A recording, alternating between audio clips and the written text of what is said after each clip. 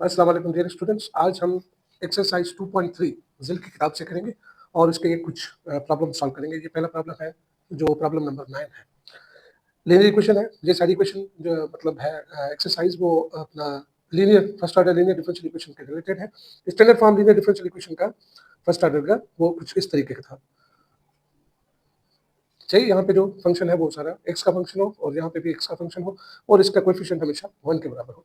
तो यहाँ पे अगर स्टैंडर्ड फॉर्म अगर हमें मिल जाएगा तो इंटीग्रेटिंग फैक्टर आपका बराबर था ई पावर ये जो पी ऑफ एक्स है इसकी इंटीग्रेशन टू द पावर ई।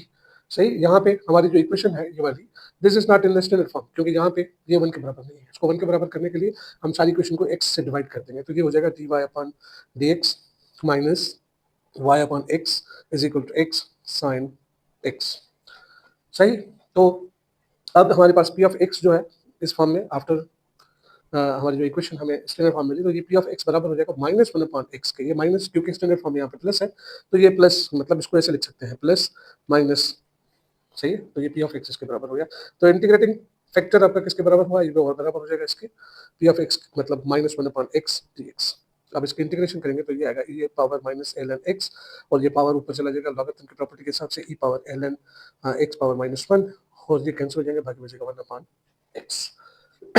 अगर इंटीग्रेटिंग फैक्टर सारी इक्वेशन को मतलब इसको नहीं जो स्टैंडर्ड फॉर्म में हमने बनाई है equation one upon x d y upon d x minus y upon x square is equal to x x seconds में जाएगा बाकी बचेगा sine x.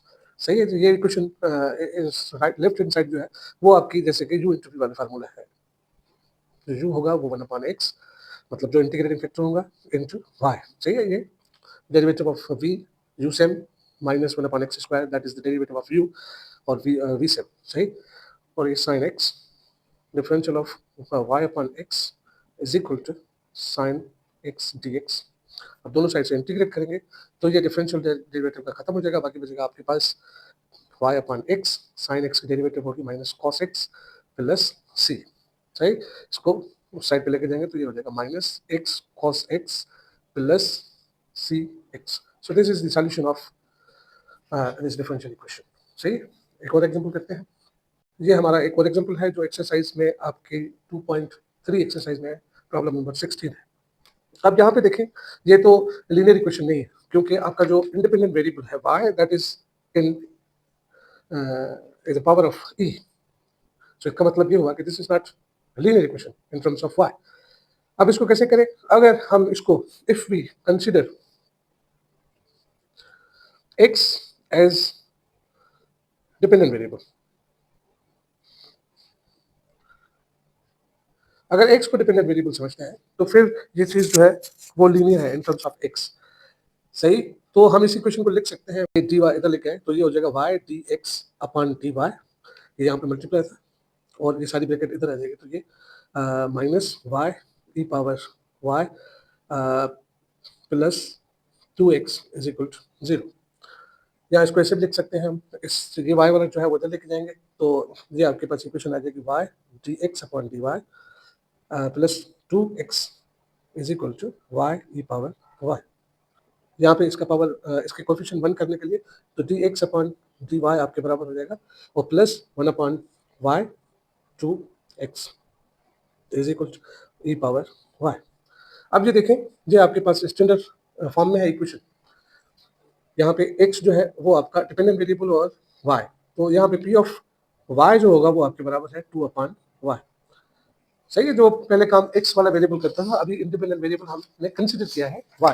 It doesn't make any difference, consider कर सकते हैं हम कोई भी सिंबल को किसी भी हिसाब से, just for the sake of solution हम इसको ऐसे समझ रहे हैं। तो इंटीग्रेटिंग फैक्टर जो होगा आपका वो बराबर हो जाएगा integration of p of y dy। पहले हमारा इंडिपेंडेंट वेरिएबल x था अभी y है तो इसलिए इसको integrate with respect to y करेंगे। So that is equal to e power 2 upon y integration dy that is equal to e power 2 ln y e power ln y square और ये y square. This is your integrating factor. अब अगर इस equation को जो standard form में है, याद रखिए कि हमारा डिपेंडेंट वेरिएबल जो है वो x है तो इसको मल्टीप्लाई करेंगे अगर सारी इक्वेशन को y स्क्वायर के साथ मतलब इंटीग्रेटिंग फैक्टर के साथ तो we get y square dx upon dy और प्लस 2y x क्योंकि ये x y और वाई वाई में कैंसिल हो जाएगा, बाकी बचेगा ए, तो ये बचेगा y square e power Y.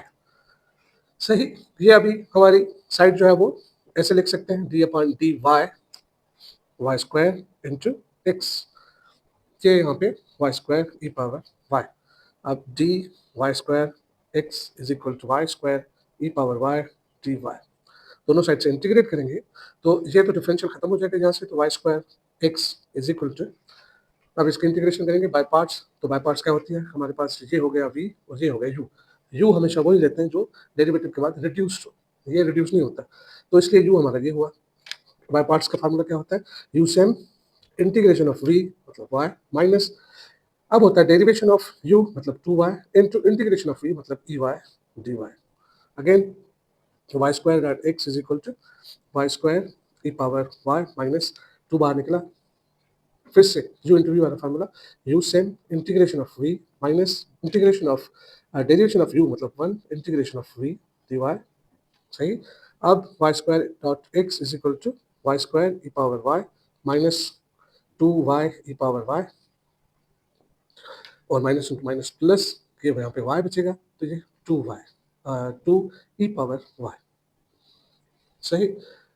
ओ सॉरी, यहाँ पे मैंने कांस्टेंट ऑफ इंटीग्रेशन तो दिया ही नहीं, तो ये यहाँ पे don't forget to give that, सही है। तो हमारे पास जो इक्वेशन आपके पास बची उसको हम ऐसे भी लिख सकते हैं, या बस यही सही है, this is your solution, solution of the differential equation, सही। इसमें क्या किया हमने प्रॉब्लम में, इसमें थोड़ा हमने ट्रिक यूज की कि भाई जो हमारा डिपेंडेंट वेरिएबल है उसको हमने इंडिपेंडेंट वेरिएबल, और जो इंडिपेंडेंट वेरिएबल उसको डिपेंडेंट वेरिएबल समझा।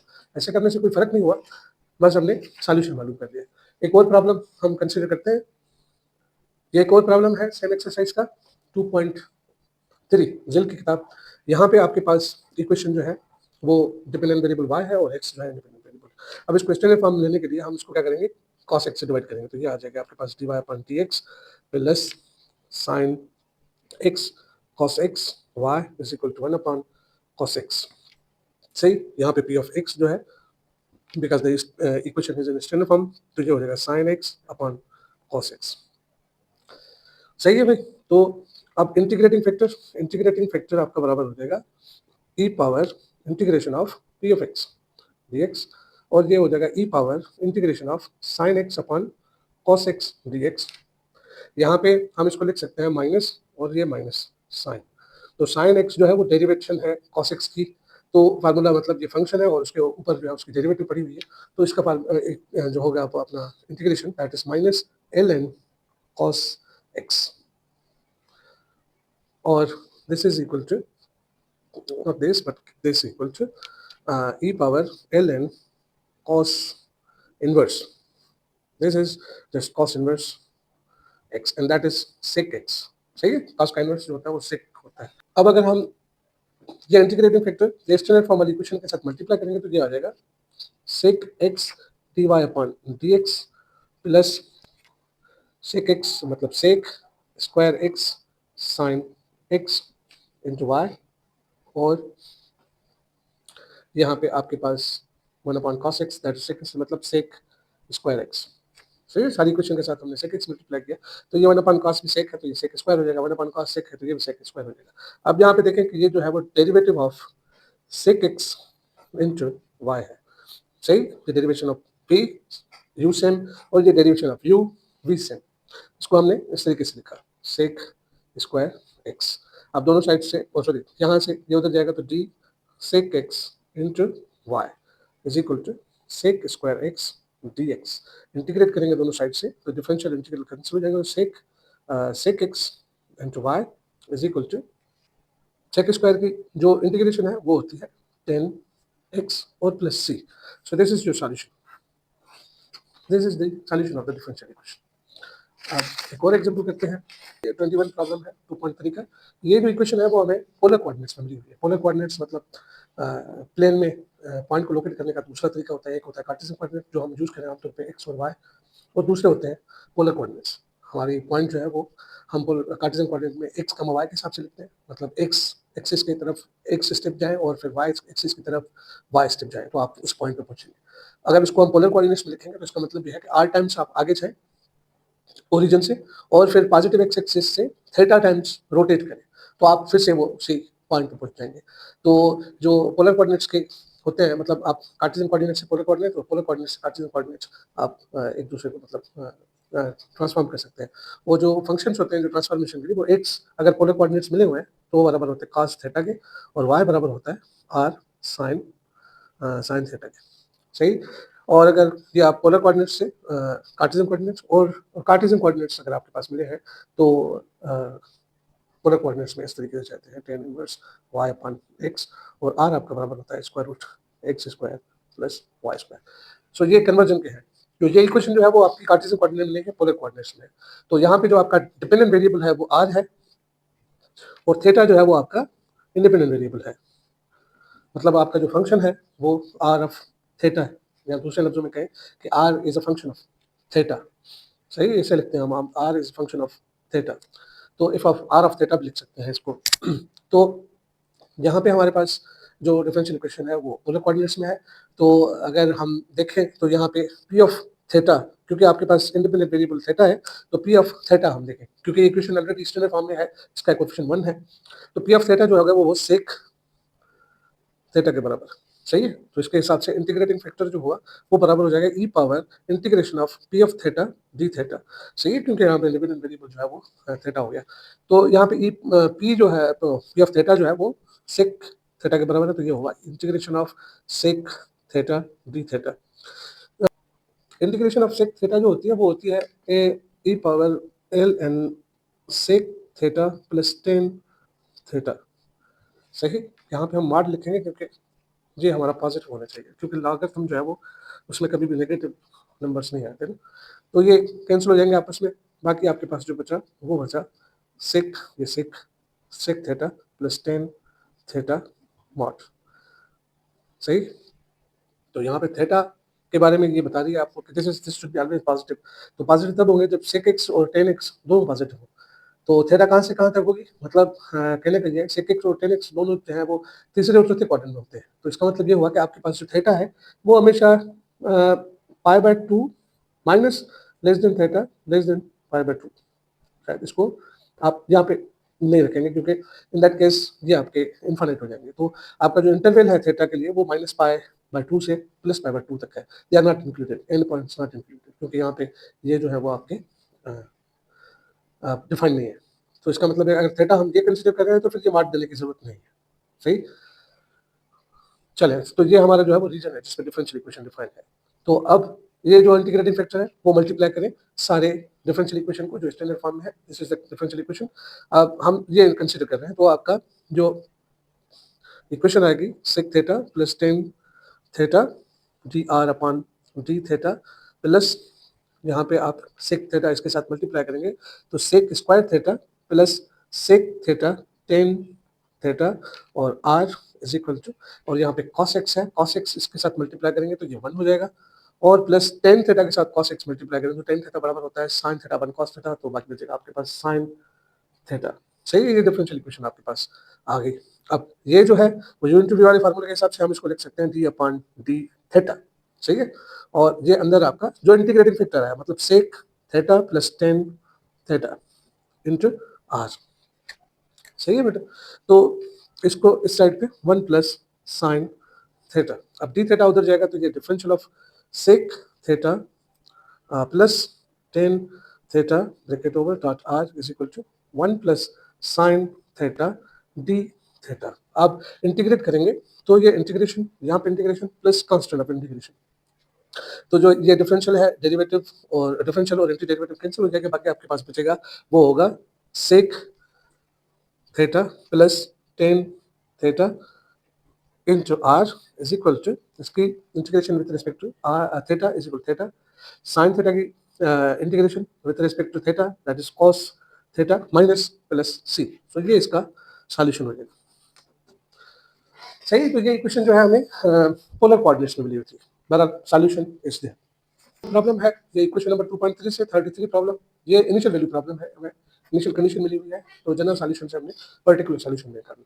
तो इसको पहले स्टैंडर्ड फॉर्म में डालते हैं, तो ये हो जाएगा dy upon dx plus 1 upon x plus 1 into y is equal to ln x upon 1 plus x लिखेंगे 1, this is commutator. Real number में एडिशन जो होती है वो कम्यूटेटिव होती है। सही है भाई, तो यहाँ पे पी ऑफ एक्स जो है वो बराबर हो गया 1/x+1 के। तो इसके हिसाब से आपका जो इंटीग्रेटिंग फैक्टर निकला, that is e power integration of 1/x+1 dx, that is equal to e power ln x+1। सही। तो इसका मतलब ये हुआ कि आपका जो दिस, और यहाँ पे x जो है वो हमेशा ग्रेटर देन -1 होगा। इसके लिए ही हम लिख सकते हैं, ये मॉड खत्म कर सकते हैं for these values of x only. So हमारी इक्वेशन जो है वो इधर ही डिफाइन की गई है। अब इसको सारे इक्वेशन से मल्टीप्लाई करेंगे स्टैंडर्ड फॉर्म वाली से, तो ये हो जाएगा x+1 dy/dx प्लस 1/x+1, और ये भी x+1 y is equal to, इसके साथ भी मतलब x+1 ln x/x+1। इसको कंसिडर पहले कट कर देते हैं, तो ये आपके पास क्या बचा, तो this is d/dx x+1 into y is equal to ln x। अगर ये इधर जाएगा तो ये x+1 into y is equal to ln x dx। अब दोनों साइड से इंटीग्रेट करें, plus c constant of integration आएगा, तो ये डिफरेंशियल इंटीग्रेशन खत्म, मतलब x+1 y is equal to ln x की इंटीग्रेशन करनी है। जो इंटू वी वाले फार्मूले में बाय पार्ट्स अगर करेंगे इसको, तो ये हो जाएगा, मतलब यहाँ पे आप u जो है वो ln x समझे, और इंटीग्रेशन ऑफ v मतलब यहाँ पे 1 की integration x, minus derivation of u मतलब ln x की डेरिवेटिव 1/x, और यहाँ पे x और 1 की इंटीग्रेशन x। सही। और प्लस सी। अब इसको मजीद सिंप्लीफाई करें तो ये हो जाएगा x+1 y is equal to x ln x minus ये x एक्सिस कैंसिल हो जाएगा, बाकी बचेगा 1 की integration x plus c. This is your solution. ये हो गया जनरल सॉल्यूशन। अब पर्टिकुलर सॉल्यूशन के लिए क्या करना है, हमें मिला हुआ है y of 1 is equal to 10, मतलब जहाँ पे x आप 1 पुट कर रहे हैं तो उस वक्त y जो है वो 10 के बराबर है। यहाँ पे x की जगह पे 1 प्लस 1 और y की जगह पे 10, x की जगह पे 1 ln 1 माइनस 1 प्लस सी। सही है जी। ये 2 मतलब ये 20 हो जाएगा। दिस इज ln 1 मतलब 1 की ई की क्या पावर दें कि जवाब बना है, दैट इज 0, तो -1 प्लस सी। तो यहाँ से सी की वैल्यू हमारे पास आई, सी इज इक्वल टू 20 प्लस 1 तो 21। सो हमारे पास पर्टिकुलर सॉल्यूशन जो आया वो आया 1 plus sorry x+1 y is equal to x ln x minus x plus 21। ये आपके पास general sorry particular solution in that case. ठीक, और प्रॉब्लम है हमारा 2.3 का 36 नंबर, यहाँ पे भी इनिशियल वैल्यू प्रॉब्लम मिला हुआ है हमारे पास, और यहाँ पे आप देखें कि आपकी इक्वेशन जो है वो ऑलरेडी स्टैंडर्ड फॉर्म में है, प्राइम का मतलब है dy/dx है। तो यहाँ पे पी ऑफ एक्स किसके बराबर है आपके पास, 10x के, और इस तरीके से इंटीग्रेटिंग फैक्टर अगर मालूम करें तो वो हो जाएगा e power integration of 10x dx, और 10x की इंटीग्रेशन जो होती है वो ln sec x, this is equal to sec x। यहाँ पे x हमारा 0 और π/2 के बीच में होगा। सही। तो उसके बाद ये सारा पॉजिटिव हो जाएगा, तो हमें मॉड लिखने की जरूरत नहीं। सो अब अगर इसको मल्टीप्लाई करें सारी इक्वेशन के साथ, तो ये हमारे पास आ जाएगा sec x into y prime plus sec x 10x into y is equal to sec x into cos square x। ये जो इंटू वी वाला फार्मूला, तो dy/dx sec x into y, this is derivative of sec x is equal sec x 1/cos x के बराबर होता है, तो यहाँ पे बाकी बचेगा cos x सिंपल। तो d of sec x into y cos x dx, अब दोनों साइड से इंटीग्रेट करें, प्लस कॉन्सेप्ट ऑफ इंटीग्रेशन यहाँ पे देना होता है, और यहाँ पे डिफरेंशियल लोअर कैंसिल हो जाएंगे, बाकी बचेगा sec x dot y is equal to sine, इसकी डेरिवेटिव एंटी डेरिवेटिव होगी sine x plus c. This is the general solution. और हमें कंडीशन कौन सी मिली हुई है कि y of 0 is equal to -1, मतलब put x is equal to 0 और y is equal to -1, take 0 y -1 sine 0 plus c. Sec 0 आपके पास 1 के बराबर होगा, और ये -1, तो ये हो जाएगा -1 इज इक्वल साइन 0 0 के बराबर plus c. This implies C is equal to -1। So जो आपका पर्टिकुलर सॉल्यूशन होगा वो sec x dot y is equal to sin x minus 1. This is your particular solution. Problem है सेम ही exercise का problem number 40। यहाँ पे जो हमारे नॉन होमोजेनस पार्ट मिला हुआ है जो उसमें आपका फंक्शन जो है वो पीस वाइज है। इसका मतलब ये है कि ये हमारी इक्वेशन जो है वो एक ही नहीं बल्कि हम इसको दो कंसिडर करेंगे। पहली इक्वेशन होगी आपकी 1 + x² dy upon dx plus 2xy is equal to x। This is for all those x between 0 and 1। और दूसरा जो है पार्ट वो है आपका 1 + x² dy upon dx plus 2xy is equal to minus x, and this is for all values of x greater than or equal to 1। सही है। यहाँ पे ये दो इक्वेशंस हम जो है वो सॉल्व करेंगे। पहले वाली जो हमें कंडीशन मिली हुई है वो 0 पे है, तो यहाँ पे इसका जो सॉल्यूशन मिलेगा हमें वहाँ से c की वैल्यू मिलेगी।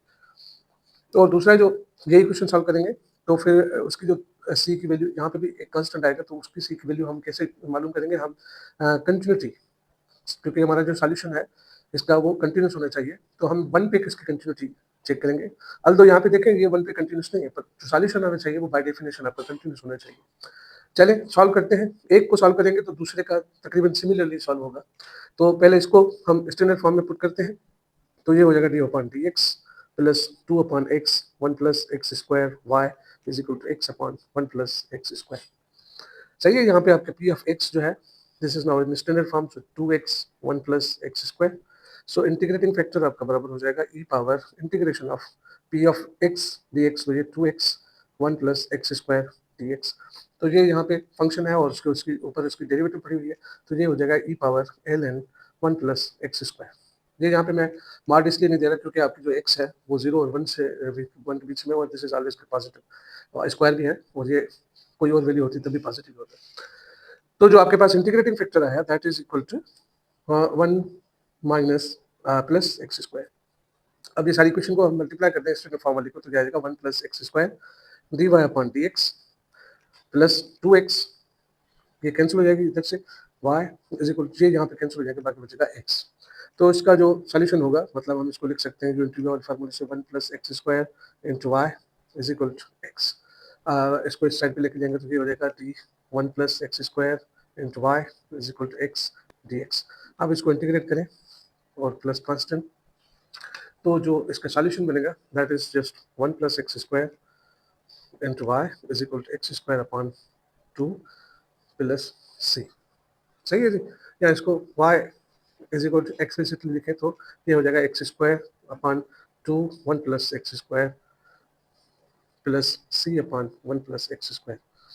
अब यहाँ पे अगर आप x की जगह पे 0, ये आपकी इनिशियल कंडीशन मिली हुई है, y की जगह पे 0, ये पुट करेंगे तो आपके पास आ जाएगा 0 is equal to 0 plus c upon 1। This implies c is equal to 0। So आपका जो पर्टिकुलर सॉल्यूशन है वो x² अपॉन 2 1 + x²। ये आपका कौन सा है? ये वो पार्ट है जिसमें आपकी x जो है वो 0 और 1 के बीच में है। अभी दूसरा वाला पार्ट ये हम करेंगे जिसमें x ग्रेटर देन और इक्वल टू 1 के बराबर है। तो इसमें इक्वेशन देखें ये दोनों सेम है, सिर्फ यहाँ पे -1 है, तो जो फर्क आएगा सिर्फ वो यहाँ पे आएगा, ये माइनस वाली साइन, यहाँ पे माइनस पुट करेंगे तो आपके पास जो solution of other part of the differential equation होगा, मतलब सेकंड पार्ट जो है हमारा वो 1 + x² dy upon dx plus 2xy is equal to -x। ये सेम इक्वेशन है, बस यहाँ पे x की जगह पे -x है। अब इसको सॉल्व करेंगे तो सिमिलरली यही सॉल्यूशन आएगा। फर्क क्या होगा आपका? ये सेम ही सॉल्यूशन आएगा, फर्क सिर्फ ये होगा कि y is equal to -x² two 1 + x² plus c 1 + x²। सही है जी। तो आपके पास जो सॉल्यूशन आया वो आया पीस वाइज ही आएगा सॉल्यूशन, हम दो लिखेंगे, मतलब ये आपका पहला पार्ट जो है वो x² अपॉन 2 1 + x², ये सॉल्यूशन है for all those values of x between 0 and 1। और जो दूसरा है वो ये सॉल्यूशन है x² upon 2 1 + x² plus c upon 1 + x², comma for all values of x greater than equal to 1। सही। यहाँ पे ये c की वैल्यू जो है वो मालूम करने के लिए हम क्या यूज करेंगे, क्योंकि ये सॉल्यूशन है हमारा दिस शुड बी कंटीन्यूअस। इसको कंटीन्यूअस करने के लिए मतलब हम 1 पे इसकी कंटिन्यूटी चेक करेंगे। कंटिन्यूटी चेक करने का मतलब ये है कि इसकी लेफ्ट हैंड लिमिट और राइट हैंड लिमिट जो है वो आपस में बराबर है।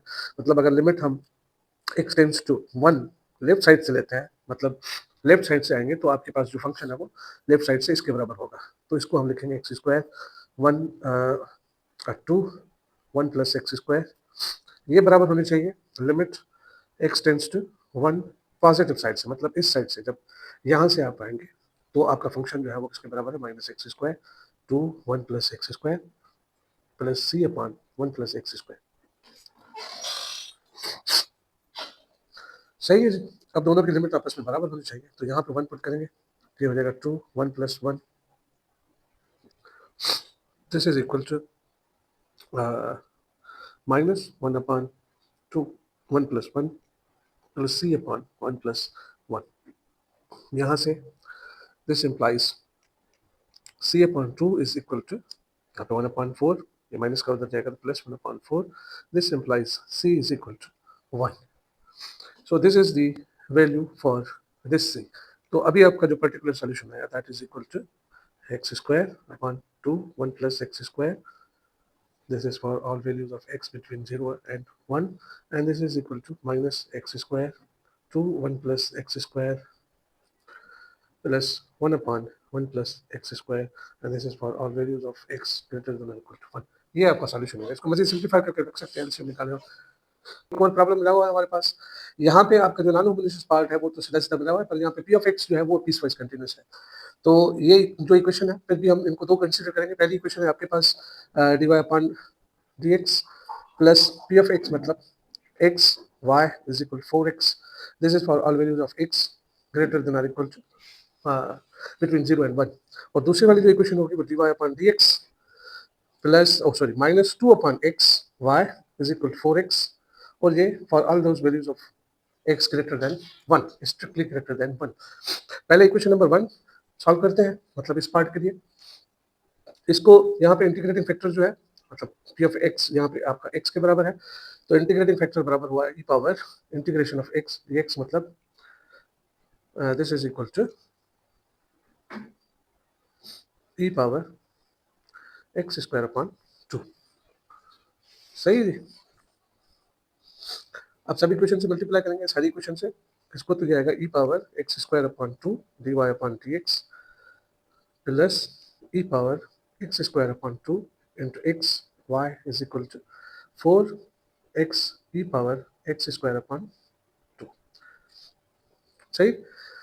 मजीद इसको सिंप्लीफाई करें तो ये लिखा हुआ है d upon d x e power x square upon 2 into y is equal to 4x e power x square upon 2, और ये e power x square upon 2 into y is equal to 4x e power x square upon 2।